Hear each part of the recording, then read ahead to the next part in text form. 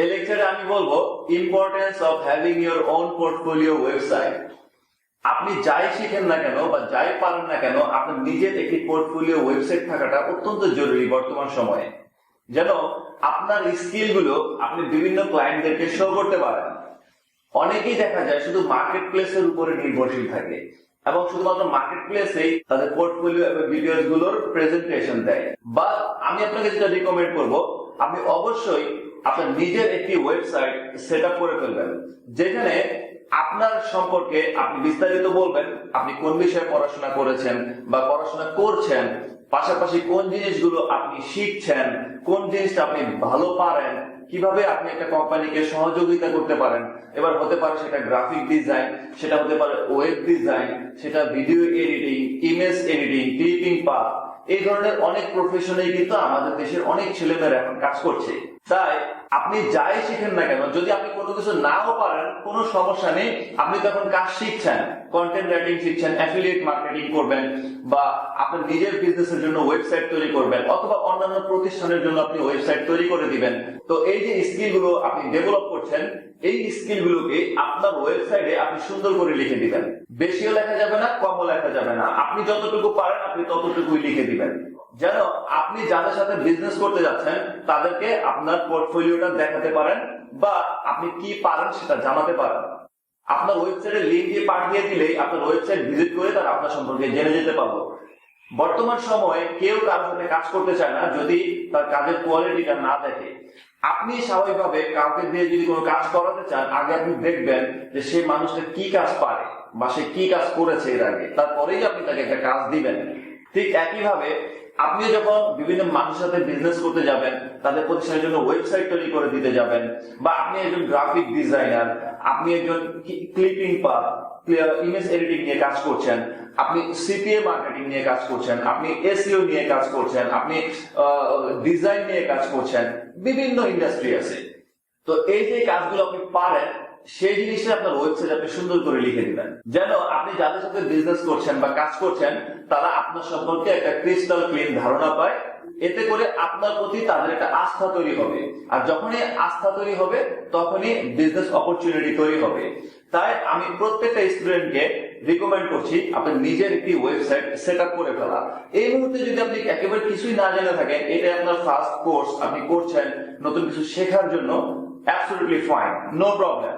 আপনি কাজটি ভালোভাবে শিখতে থাকুন, প্র্যাকটিস করতে থাকুন। যখন আপনার মনে হবে যে yes I have enough skills now, then আপনি একটি ওয়েবসাইট তৈরি করে ফেলুন আপনার পোর্টফোলিও গুলো শো করার জন্য।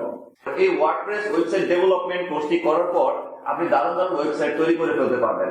আপনি যত বেশি প্র্যাকটিস করতে থাকবেন তত সুন্দর সুন্দর ওয়েবসাইট আপনি তৈরি করে ফেলতে পারবেন। তো ওই ওয়েবসাইট গুলোকে আপনি আপনার পোর্টফোলিও হিসেবে আপনার সাইটে ডিসপ্লে করতে পারেন যে এগুলো আপনি তৈরি করেছেন। এতে করে অন্যান্য যে নতুন কোম্পানিগুলো আছে বা ব্যবসা প্রতিষ্ঠানগুলো আছে তারা আপনার প্রতি অ্যাট্রাক্টেড হবে এবং তারা আপনাকে কাজ দেওয়ার জন্য আগ্রহ প্রকাশ করবে। পাশাপাশি জবের ক্ষেত্রেও এটা আপনার যথেষ্ট কাজে লাগবে। আপনি যদি পূর্ণাঙ্গ একটি এক্সাম্পল দেখতে চান তাহলে আমার পার্সোনাল ওয়েবসাইট থেকেই দেখুন, fokrulislam.com। আপনি যদি আমার এই পার্সোনাল ওয়েবসাইটে ভিজিট করেন তাহলে দেখবেন এখানে আমার সম্পর্কে যাবতীয় সবকিছু লেখা আছে। আমি কি কি পারি, কোন বিষয়ে আমার নলেজ আছে, আমি কি কি সার্ভিস দিচ্ছি বিভিন্ন প্রতিষ্ঠানকে, সেই বিষয়গুলো আমি খুব সুন্দর করে আমার ওয়েবসাইটে আমি লিখে দিয়েছি। তো যারাই আমার সাথে বিজনেস করতে চায়, যারাই আমার কাছ থেকে কোনো হেল্প নিতে চায়, সার্ভিস নিতে চায়, আমি তাদেরকে আমার ওয়েবসাইটে লিংকটি পাঠিয়ে দিই এবং তারা সেখান থেকে দেখেই ধারণা পেয়ে যায়। এখানে আমার পোর্টফোলিও দেওয়া আছে, আমি কোন কোন বিষয়ে নলেজ আছে সেটা দেওয়া আছে, আমি কোন কোন বিষয়গুলো শিখতে পেরেছি বা শিখে ফেলছি সেই বিষয়গুলো দেওয়া আছে। এবং এগুলো আমি একদিনে শিখিনি, এগুলো শেখার জন্য আমার কয়েক বছর লেগে গেছে। তো আপনিও ধীরে ধীরে যতটুকু শিখতে থাকবেন ততটুকুই আপনার ওয়েবসাইটে অ্যাড করতে থাকুন। এমন না যে আপনাকে দুনিয়ার সবকিছু শিখে তারপরে অ্যাড করতে হবে। আপনি আজকে দুটা স্কিল ডেভেলপ করছেন, সেই দুটা স্কিল সম্পর্কে আপনি বলুন।